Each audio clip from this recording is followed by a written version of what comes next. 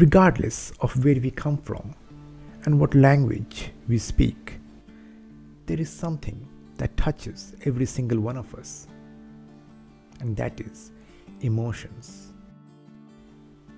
And today we are going to talk about it and how you can express emotions fluently in English.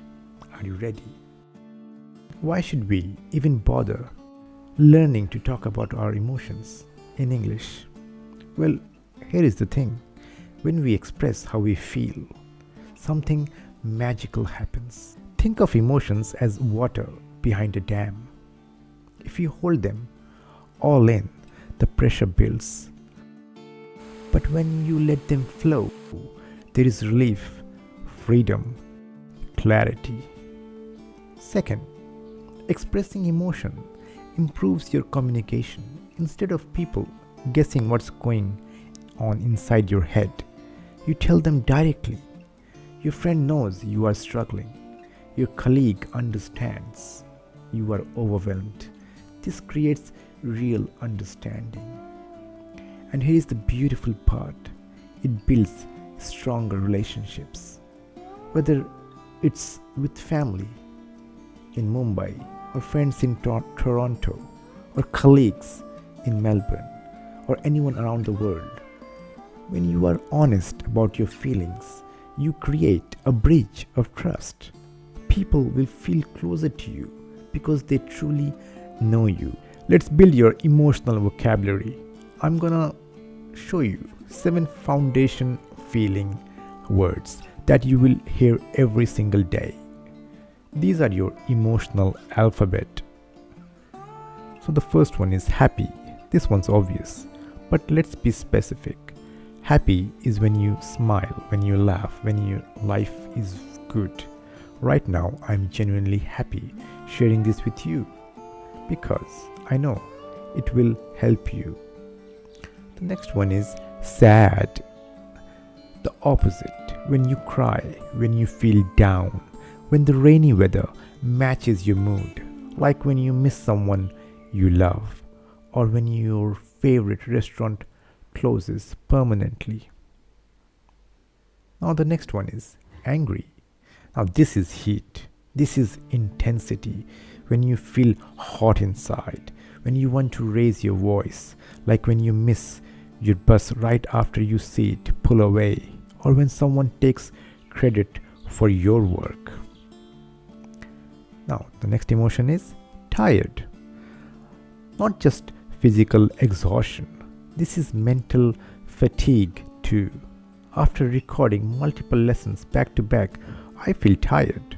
After studying for 8 hours, student tells me they feel completely drained. Now the next one is excited. The opposite of tired in energy, but different in quality. This is anticipation.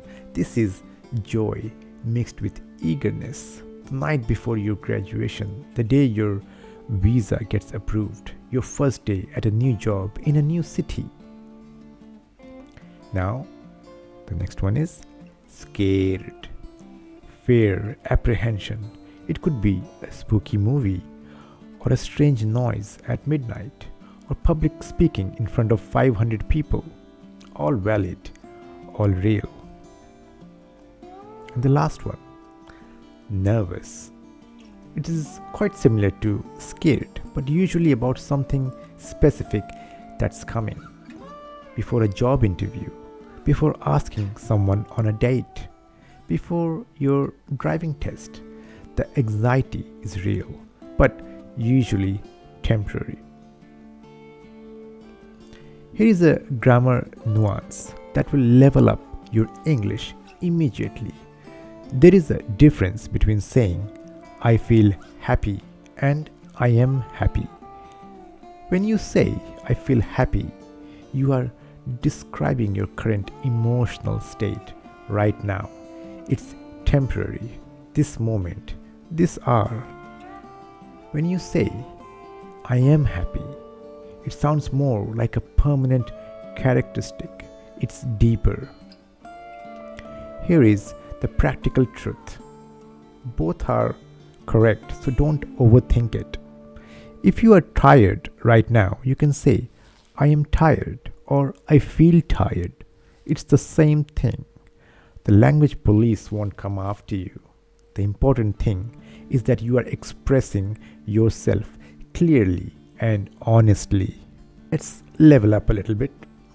These are the words that will make people think, wow, this person speaks English really well. So the first one is frustrated. When you are trying to accomplish something but it keeps not working, it's that specific irritation. It is trying to assemble furniture with missing instructions. It's frustrating. That software that keeps crashing. You feel frustrated. Your internet cutting out during an important video call. That's very frustrating. That is when you get frustrated. Next one is overwhelmed. This is what happens when you have too much on your plate. Too many deadlines, too many responsibilities, too many tabs open in your browser. Metaphorically and literally, your brain feels like it's drowning in to-do lists. My friend often tell me, I feel overwhelmed with so much work at home. Shaz, I get it. Next one is anxious. It is quite similar to nervous but deeper, more pervasive. Anxiety is when worry sets up camp in your mind and won't leave. It's mostly before a major job interview. You might feel anxious for days. Your stomach may feel weird. Your thoughts might race. It's real anxiety, not just nervousness. Next one is proud. This is one of my favorites. This is the warm glow you feel when you do something well or something you love succeeds. When my friend passed his exam after months of struggle, I felt so proud of him. When you finish a project you worked on for months, that pride is earned. Next one is lonely, and this is important. You can feel lonely even in a crowded room. It's not about you being physically alone. It's about feeling disconnected, like nobody really understands you, like you are missing that one person who gets you. The next one is confident, the beautiful opposite of nervous. When you believe in yourself, when you can do something, that moment before you raise your hand in class because you know the answer, that is confidence. The next one is disappointed. When something you hoped for doesn't happen, your favorite sports team loses the final match, the job you wanted went to someone else, the dinner reservation got cancelled. It's that sinking feeling of unmet expectations. Here is a game changer. How you describe the strength of your emotion completely changes the meaning. Instead of just saying I am sad, you can say a bit sad, which is minor, really sad, which is significant, very sad, even more intense, completely devastated, absolutely shattering. Let me give you a context. You lose your favorite coffee mug. You feel a bit sad. Your dog runs away. You feel devastated. These modifiers give color and accuracy to your feelings. The same applies to all emotions. A little bit nervous versus extremely anxious. Slightly tired versus completely exhausted. Sort of happy versus absolutely thrilled. A touch frustrated versus utterly exasperated. Master these intensity words and you will sound like a native speaker discussing emotions. Here is where English gets fun and creative. We have these beautiful, sometimes quirky phrases that express emotions in unique ways. I am on cloud 9.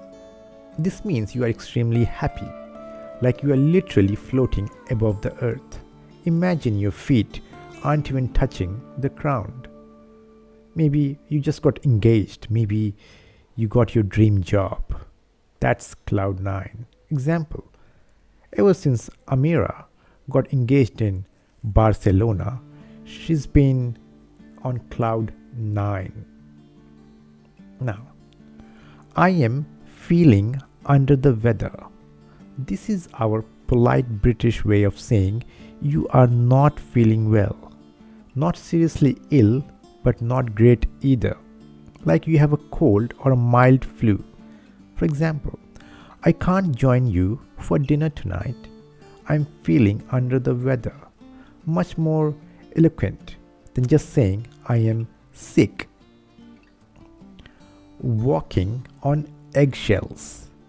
When you have to be extremely careful not to upset someone. Like you are treading on fragile ground, the person is sensitive, easily angered or unpredictable. For example, ever since the argument, I feel like I'm walking on eggshells around my roommate.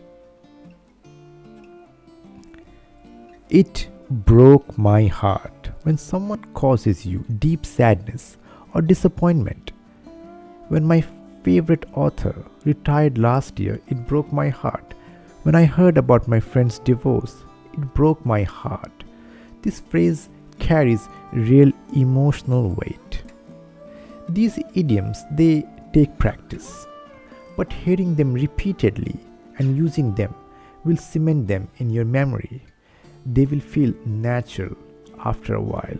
Now, expressing your feelings is important, but asking about others' people's feelings, that shows empathy, that shows you care.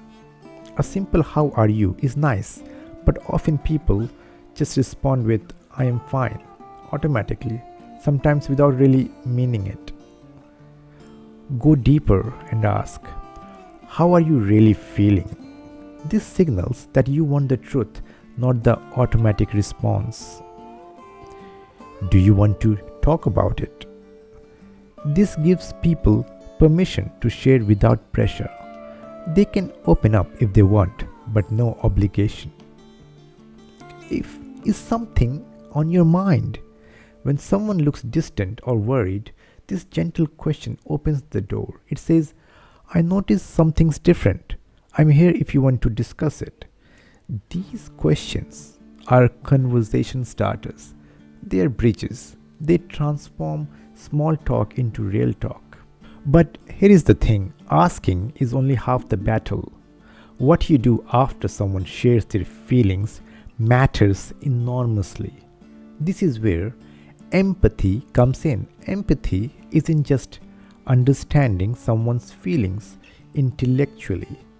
It's feeling alongside them. It's creating a safe space. When someone tells you they are struggling, respond with, that must be really hard. This acknowledges their difficulty. You are not dismissing it, you are validating it. I understand how you feel. Even you haven't been in their exact situation. This says you can relate. You can sense what they are experiencing. I am here for you. Now this is powerful. This means more than words. It means you are not alone in this. I have got your back. Thank you for sharing that with me. Don't understand. Thank you for sharing that with me. Don't underestimate this one. When someone opens up about their emotions, they are being vulnerable. Thanking them for that trust. It encourages deeper connection and more openness in the future.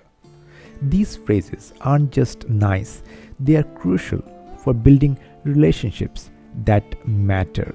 Let's look at some scenarios. We'll talk about how to express emotions in context. Scenario number 1, like you are having a bad day at work. You are sitting at your desk in your office in New York. It's been rough. Your computer has crashed twice. You had back-to-back meetings. Your boss seems frustrated with your project. Instead of saying, "My day was bad," you could say, "I'm feeling quite tired and a bit frustrated today. My computer kept having issues and I had too many meetings to manage properly. I feel a little overwhelmed by everything that happened." See? That's specific. That's real. That's the kind of English that shows mastery. Now, scenario number 2, a pre-trip excitement. Your vacation to Thailand leaves tomorrow. Don't say, "I'm happy." You can say, "I'm absolutely thrilled about my trip to Phuket starting tomorrow. I am on cloud 9 right now. I literally can't sleep. I am too excited." Now, scenario number 3, when you are dealing with disappointment. Your startup didn't get the funding you hoped for. Express it like this: "I'm really disappointed that our pitch didn't get approved.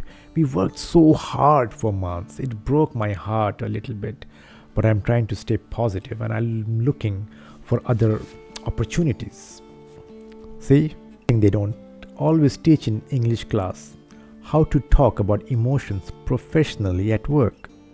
Sometimes you are stressed, sometimes you are burned out, but you can't just collapse on your desk and cry. You learn professional language. "I'm feeling a bit burned out." This is beautifully honest yet professional. Your manager will understand this. Burned out means you are exhausted, stressed, overextended. It's a flag, a gentle one. "I need a mental break." Again, professional but clear. It doesn't mean you are weak or incapable. It means you are human and need to recharge your mental batteries. "I am finding this project challenging." Instead of saying, "I hate this," frame it as a challenge you are working through. These phrases protect your professionalism while still being honest about how you feel. That's advanced emotional intelligence in second language. Here is something fascinating. Emotions are universal, but how we express them varies wildly across cultures. In some cultures, parts of East Asia, Scandinavia, and others, people tend to keep emotions more private. Sharing feelings openly might be seen as unprofessional or overly dramatic. Now, in Scandinavia are countries like Norway and Holland, and one more I can't remember. In other cultures, parts of Southern Europe, Latin America, and many English-speaking countries, being emotionally expressive is valued. It shows authenticity. English-speaking cultures tend to value clarity and directness with emotions. If you're angry, you say it. If you are struggling, you say it. This might feel uncomfortable if you come from a culture where emotions are expressed more subtly. But here's my advice. When you are speaking English, adopt the directness. Not to abandon your own values, but to be understood. You are learning a language and a culture. They come together.